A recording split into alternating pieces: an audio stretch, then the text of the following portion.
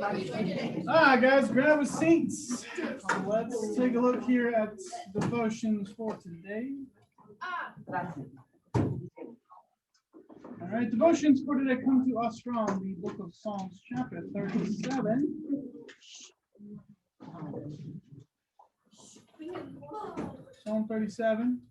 We're going to read the first half of this psalm today. We'll finish it tomorrow. Hear the following.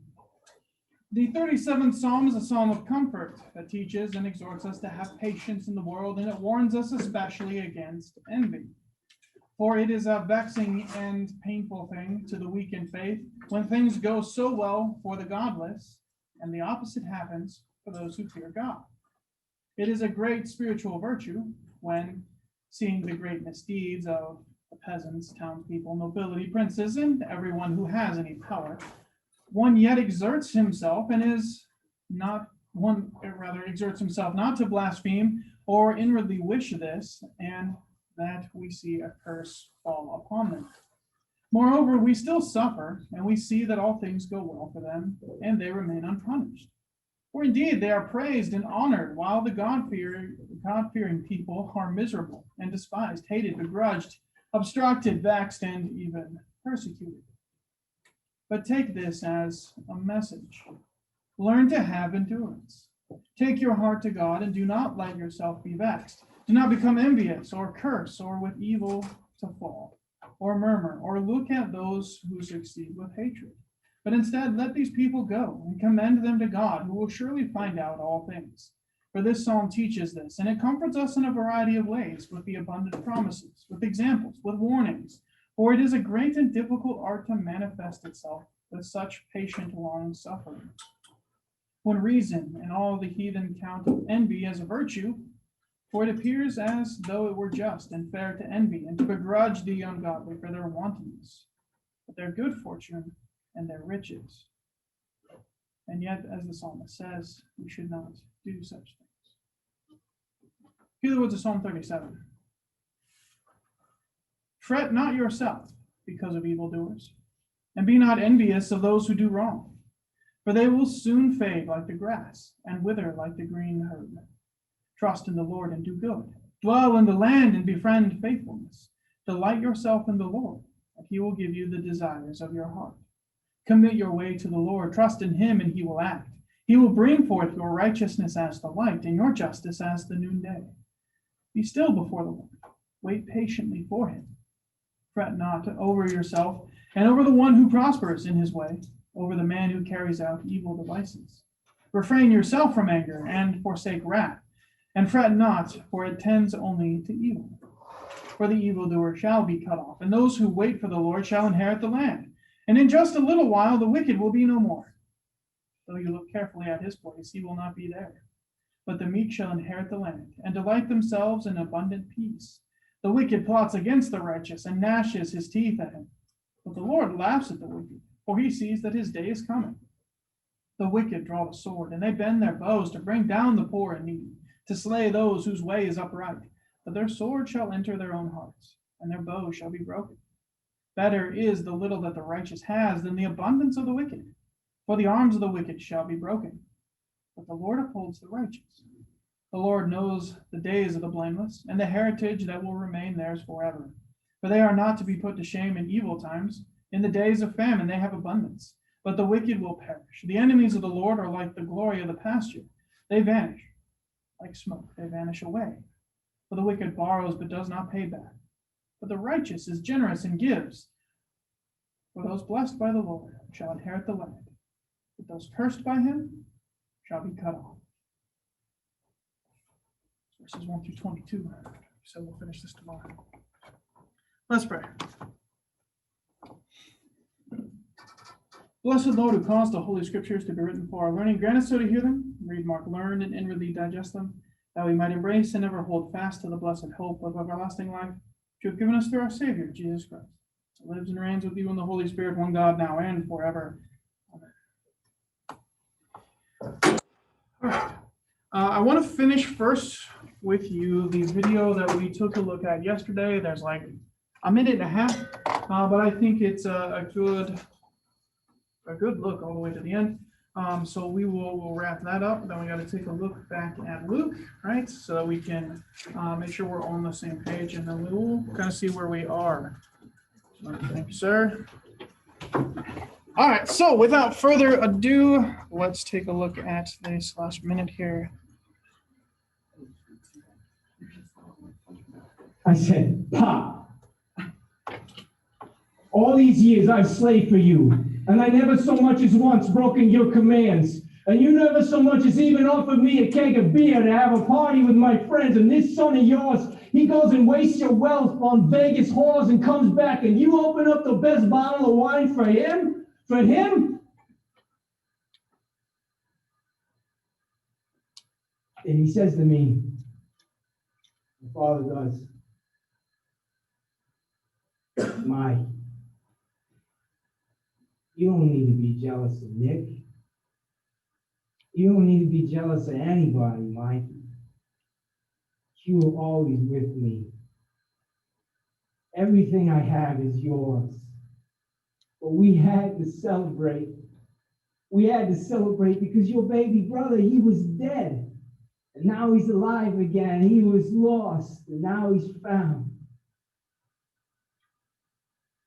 My father, he kissed me on the forehead and he turned around and went back into the party.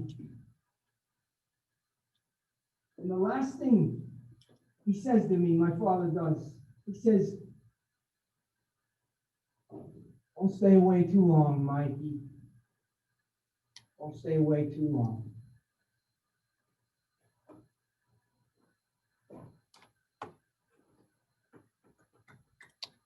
Again, yeah.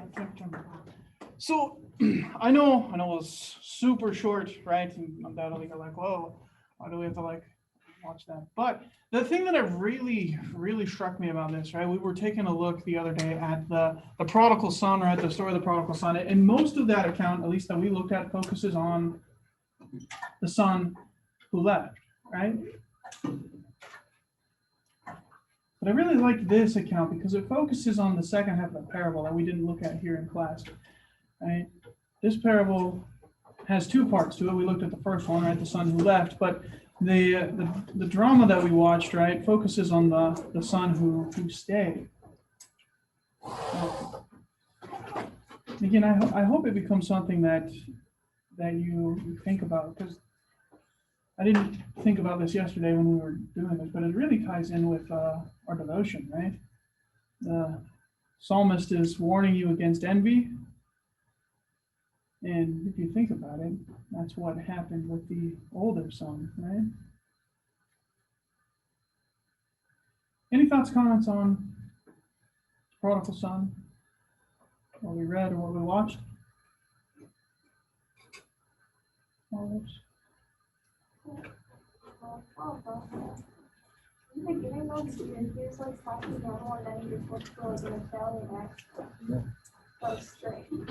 No. Then I forgot that he was Mexican. Yeah, I'm also super impressed by that. He was like, okay, wait, let me get into character. And I was just talking like that. That was gonna be Guido, Desire. Yeah. Okay. All right, so let's take a look at the book of Luke then, just in general. Remember, we still got to go through that sheet yet. I want to make sure you guys are all on the same page. So if you would, grab that handout that I gave you a couple of days ago, and we can take a look at that.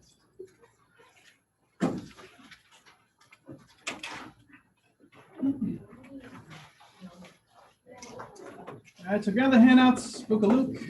Grab the handout on the book of Luke.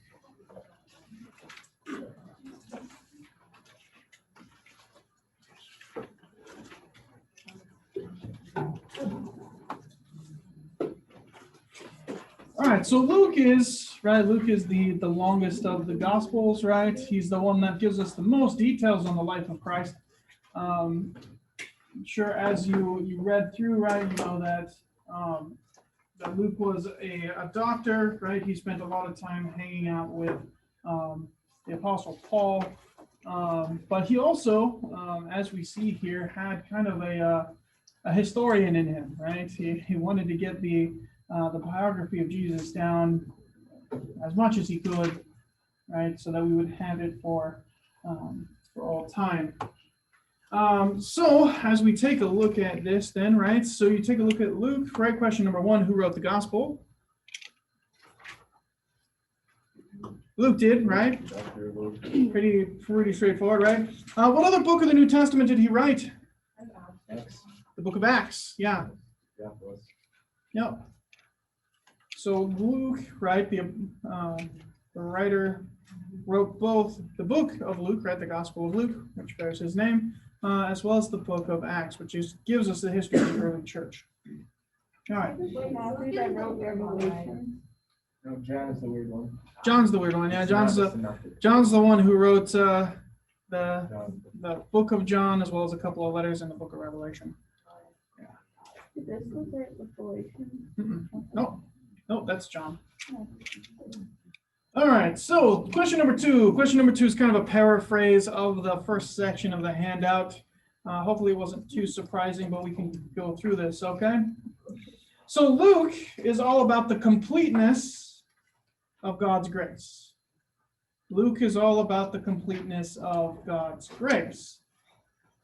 The biggest examples of this include his details about Jesus' genealogy and the parables of the prodigal son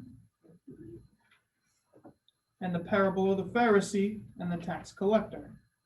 Wait, it says completeness? Completeness of God's grace. Yep. Mm-hmm. All right, so the parable of the Pharisee and the tax collector. Luke also likes to point out that Jesus welcomes sinners and eats with them. Luke points out that Jesus intercedes for the disciples who deny him and promises paradise for the criminal on the cross next to him in his final hours. Right? So Luke is all about the completeness of God's grace. The biggest example of this is he includes details about Jesus' genealogy and the parable of the prodigal son and the parable of the Pharisee and the tax collector. Luke likes to point out that Jesus welcomes sinners and eats with them. Luke points out that Jesus intercedes for the disciples who deny him and promises paradise for the criminal on the cross next to him in his final hours. So, good little introduction. I give you an overview of what we see in Luke. So let's hit some details. So how is Luke's genealogy different than Matthew's? Yeah, Oh, So, what is that? Audrey, go for it. no. Andrew can go for it. Thank you, Archie. He goes all the way back to Adam. Okay. So one of the differences, right? Luke's genealogy goes back to Adam. All right, so we can trace Christ's lineage all the way from Adam and Eve to his. And the other one, right? He doesn't have any women, right? So these are the two things that make Luke's genealogy different, right? He traces all the way back to Adam, and he also does not include women in his genealogy either. Just sounds like a bracelet rule. Now, Come on, Luke. like- no, there's a reason for this. Lest we throw shade at Luke, right, for being a sexist, right? The reason for this is that when you take a look at the way that the Jews map out their heritage, it's a patriarchal society, right? So the father is the one through whom all good things were supposed to come. Now, that becomes really interesting, right? It becomes really interesting when you look at Matthew, right? Because as we said earlier, he has women in his genealogy, which is something that a Jew would have not done without proper reason. Why? Why? Because he's not sexist like Luke. I see that, but I'm Jesus wondering added why- everyone into his family, including Why? women. Yeah. So then why did did- you not write genealogy without write genealogy without women? Because their society was set up with men being They the weren't important. protectors of the no. They weren't important to the outside world outside of their houses. It's not even that. Why do you get left out? It's a not- lot? Whew. Oh, boy. All right, all right, ladies, you need to take a breath. All right. So here becomes the thing. From the beginning, right? From the beginning, God created male and female, right? What was the order of creation, right? Men were created first. They were given. Hold on. Oh, right. Men were given a task in order, right? They were to name all the creatures in the garden. Now, God then realized, right? Not realized, but decided that it was not good for man to be alone. So he created someone to help him, right? Do his work, right? Woman, right? Created from his side to be his equal. Really, if you want to break it down. Yeah. Right. So God decided it wasn't good for man to be alone, so he created woman, right, from man's side to be his partner, right, his equal, to walk with him and to help him out with his work. Now, when we take a look, even all the way back at Genesis, right, there's an order to things.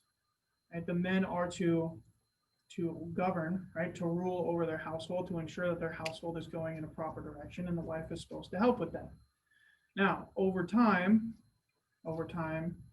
society has, I don't know, confused that a little bit. We're going to talk about this more as we dive into the epistles, because it brings this idea out more clearly. But over time, we've seen men, first off, abdicate that role of being the leader and the protector. And because they've abandoned that role, women have stepped up to pick up the slack, which arguably is not the way things should be, but it's the way things are. But when you take a look at the history of every society, right, it's become one of those things where, at the risk of I don't know, offending half the people in this room, it's been one of those things where women have been looked on as someone to stay home and raise the children, and men are tasked with going out and providing for the family. Now, with that being said, right, you have to keep in mind a couple of things. First off, the time period that we're looking at, there aren't a lot of people around. Right? I mean, we talk about, cities having 60 and 100,000 people, but keep in mind, right, Sheboygan has what, 55, 60,000 people, right, just in our little town, right? So when you think about a major metropolitan area like Jerusalem, being A, smaller than Sheboygan, but also B, right, one of the places of high value, I think it comes to the forefront quick and easy that bearing and raising children is a really important thing to do. Trying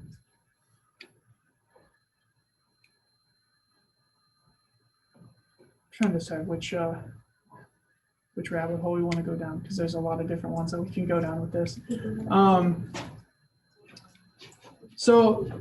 So with that being said, right, you have a low population, which makes it all the more important that we have and raise children to be fruitful, multiply, and fill the land, right? As God said, women are specifically suited for that task,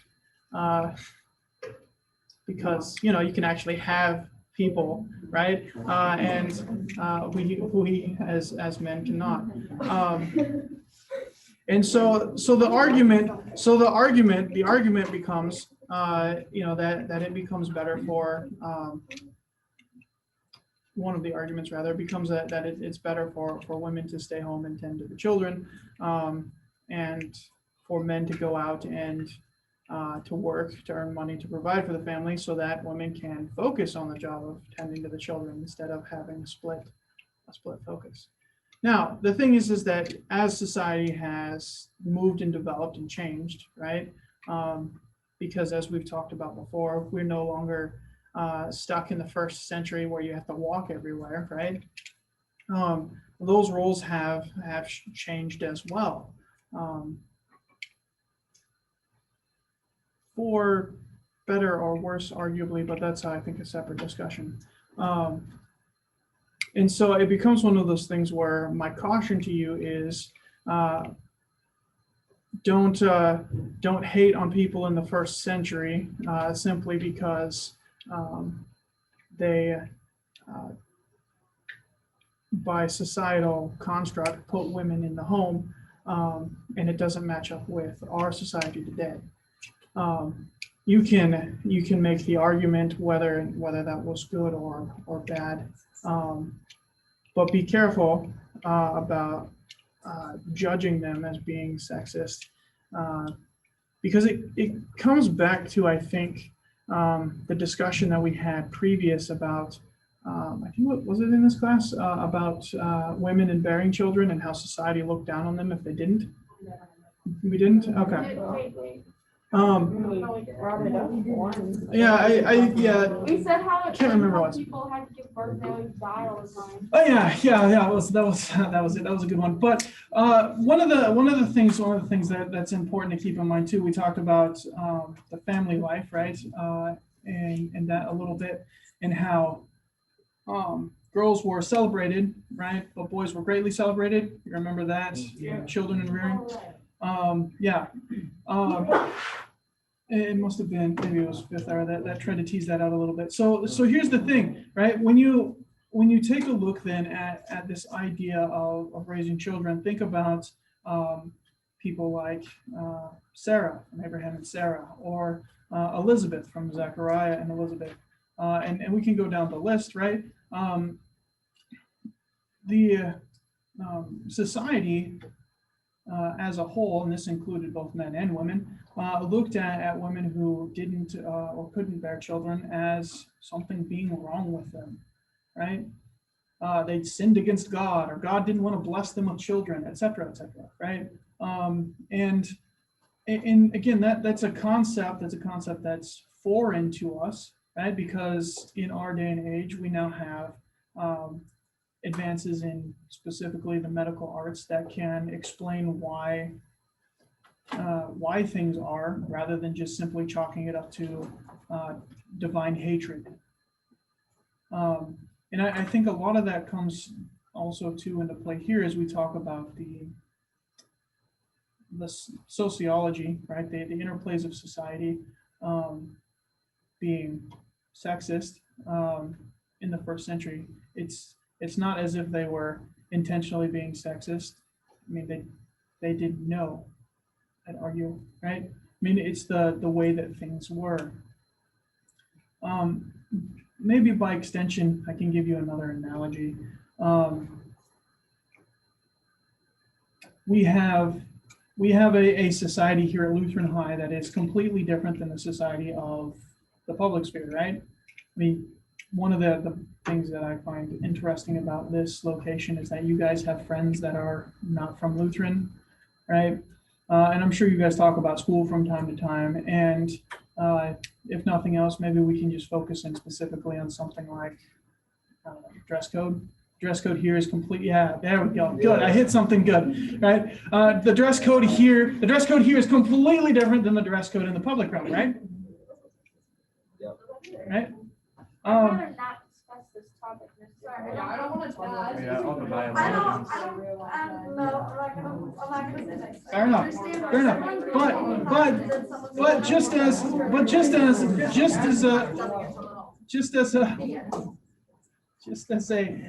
as a quick analogy or overview though, right, before we descend into pitchforks and torches, you understand though that there's a difference between our cultures, right?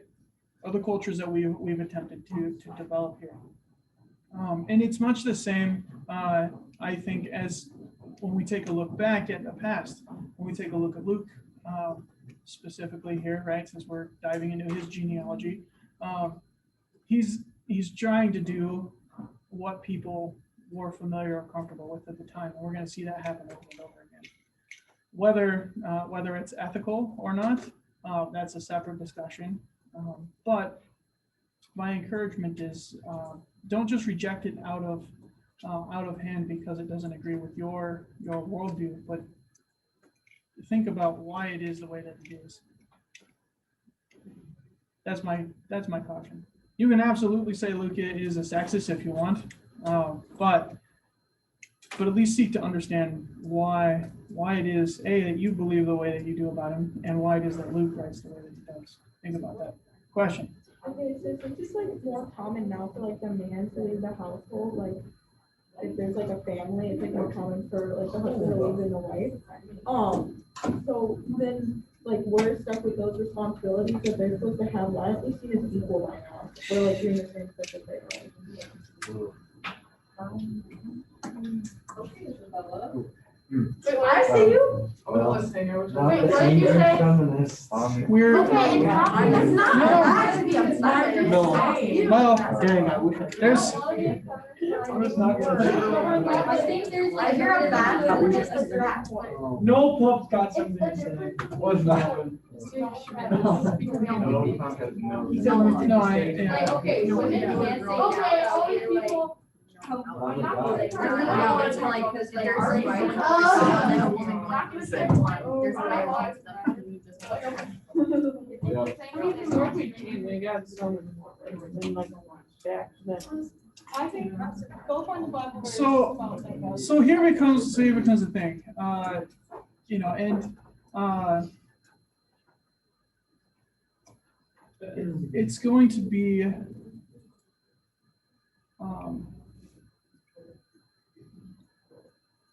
I think partially a struggle. It comes back to again kind of what I was alluding to before, where when you ask the question, since it's more common for the man to leave the household than and sticking the woman with the responsibility of maintaining the family alone. First off, I would challenge and argue that that's not the way that things are supposed to be, and it's not the way that God designed things to be in the first place. Now, how do we deal with the fact that now that we're stuck in a sin-filled world where that is sometimes the reality of the situation? I think the response to that in some cases is it's why it's more common for the men in those situations to be ordered by the state to pay child support, so that they still, in a de facto sense, have to entreat those responsibilities, right? They still are forced to carry out the responsibilities of being the provider, even if they're not in the home. Whether that's healthy or not, again, is another debate. What I find to be really interesting, though, I think by the heart of the question, which is now getting thrown around with this idea of feminism, I think we have to be extremely careful with where we're going and what we're doing with that, because there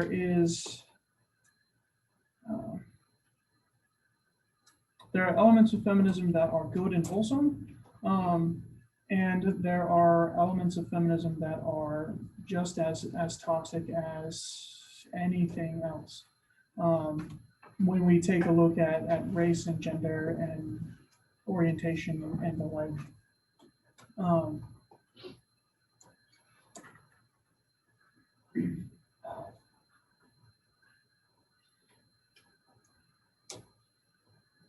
So why are we seen as equals? Well, arguably, first off, we're not equals, right? I mean, I can lift more than you can, right? That's a simple fact. While there are obviously women who can train to lift more than I can do that easier and with less work. Which is like the responsibility in general that they're given, like why aren't we like actually just seen with more respect than we are? Yeah, okay, also, it's like not supposed to be how it is, how like women are like in charge and stuff. But, it was that way because the guy is supposed to treat the women correctly, and that's not happening. So if that's not happening, then I don't think that we have to go by the rule that women have to be how they're supposed to be.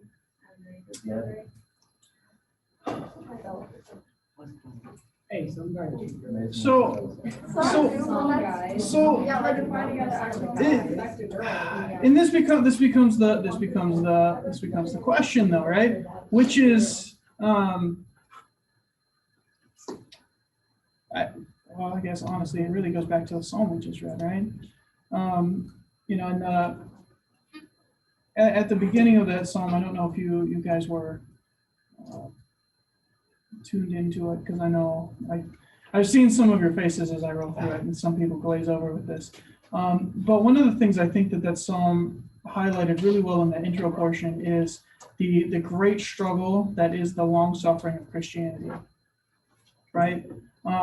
Because the thing is that, and I know the pains of this as well as you do, right? It's extremely hard when you look around at your friends, at your neighbors, at society, and you know, you've been taught, you've been told that doing one thing is right and one thing is wrong, and you watch those around you doing that which is wrong, and they pay no consequences for it, right?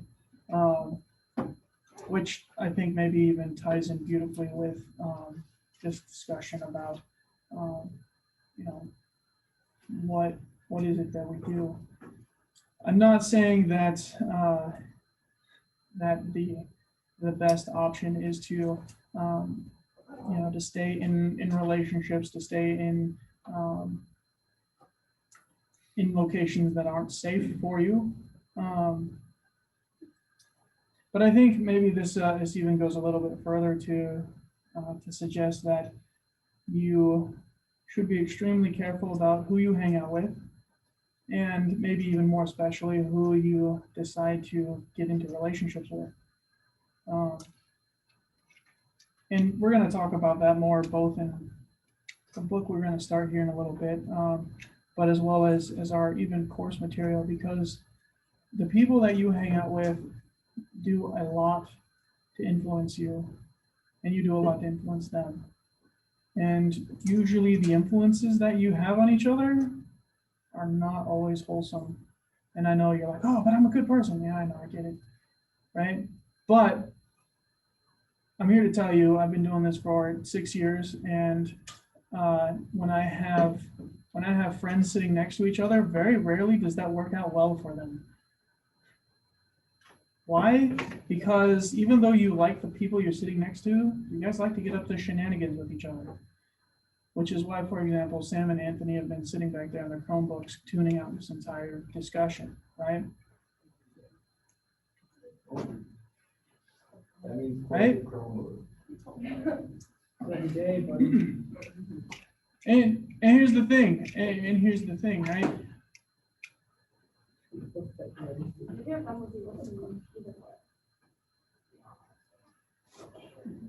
No, that becomes the thing, right? You when you get called out for one thing, look for ways to get around it, the other. Which is why many of you have abandoned the seating chart that I put you in, right?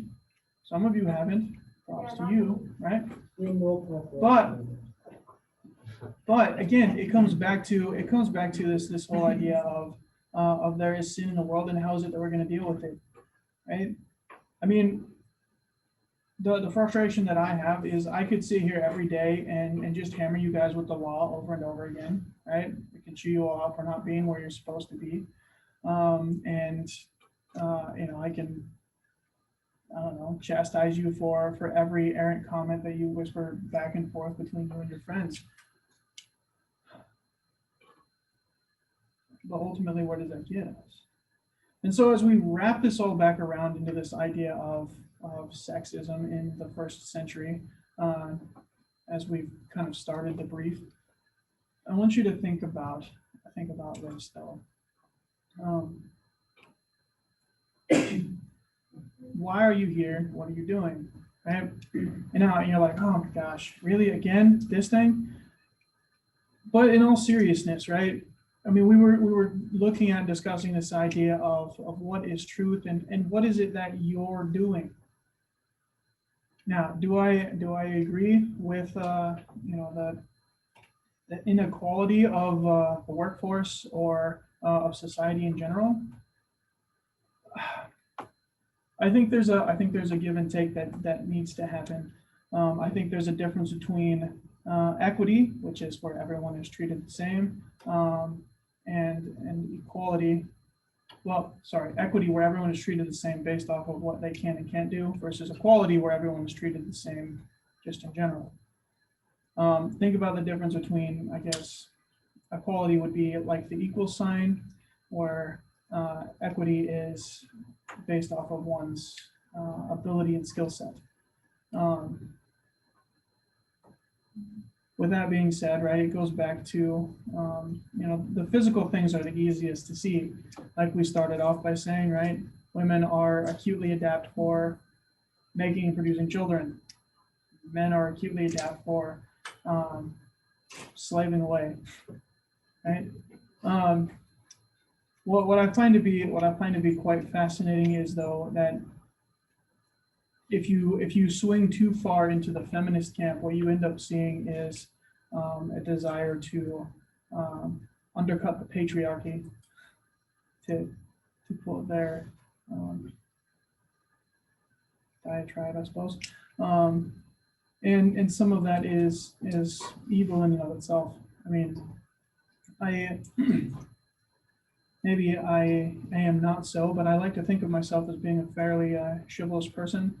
I like to do simple things like, I don't know, hold doors open for people, and I've been chastised for that because, apparently I'm asserting my male dominance that women can't open doors.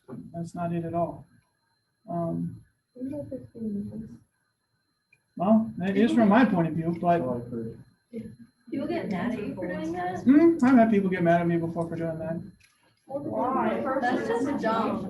And the thing is, it does. It depends on the situation. It depends on what's going on, right? There's a lot of variables that come into play with this, but what becomes interesting is that when you start diving down into the details, it becomes difficult to apply blanket rules over things, right? So I don't know, maybe to summarize, I absolutely agree with you that there is a great struggle, a great divide. I would even go so far as to argue that a lot of the struggle and divide is the fault of males abdicating their responsibilities to look out for, protect, and uplift women. The challenge that I would issue to the women is don't stop looking out for, uplifting, and protecting the men. And the challenge I issue to the men is, well, men up. Become the men that you're called to be. So, I think what we're going to find is that you guys are going to be quick and eager to get me off topic like this all the time, because this is a topic that I'm immensely passionate about, which is why I have the winter room that I have, which is equal opportunity, but tends to swing more towards male involvement. But it's not for the purpose of excluding women, but more to the point of we're different. We're both different. We think differently, right? And it becomes, I think, something that you guys are willing to admit to. I mean, I don't know. I'll throw myself under the bus. I have a very diverse wardrobe. You guys know that, right? I mean, you've seen it every day. I like wearing all kinds of colors of, well, one color, right? Black. And I have yet to ever run into or meet a woman who thinks that's a brilliant idea. All of the relationships I've had with any woman argue that that's weird. Weird. I mean, I've got a whole wardrobe of different colors, reds and greens and blues, and I select black. Why? Well, I can tell you why. Because it goes with everything. Yeah, absolutely. Yeah, black's a great color. It is. It is. Yeah, Mr. Schmidt, what about your bow tie? Yeah, what about, because like Mr. Heinlein, he had like a Christmas one that played music and a piano one. Sure. That's how he spiced it up. There you go. And absolutely. The reason I've kind of stopped wearing them, well, one is I've been a little bit lazy, and two is I keep getting into situations where even the bow tie gets in the way, because I never know from day to day if I'm going to be having a discussion on feminism with my theology classes, or running through the ceiling trying to run new cable, and so it becomes a struggle. It's an adventure every day. But I can tell by the fact that you guys are starting to pick up that we've exhausted our time for today. But worry not. We will come back to this topic, and I will both offend and entreat you all to listen to my shenanigans. Oh,